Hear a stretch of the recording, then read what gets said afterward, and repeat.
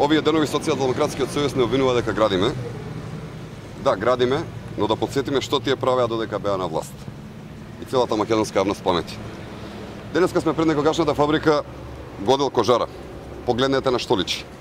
Оваа фабрика се затвори додека Социјалдемократскиот сојуз беше на власт.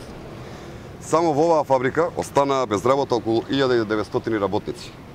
1900 семејства останаа без екзистенција, без иднина само од една фабрика.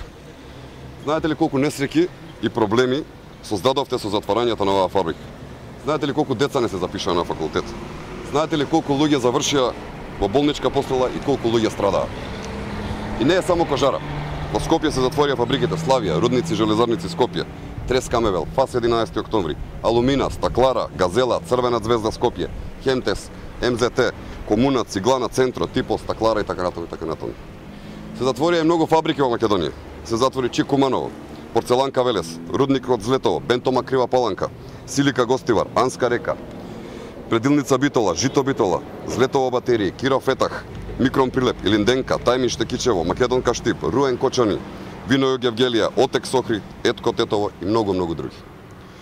Овие затворени фабрики и илјадници отпуштени работници кои останаа без леп е она што го правеше Социјалдемократскиот сојуз кога беше на власт.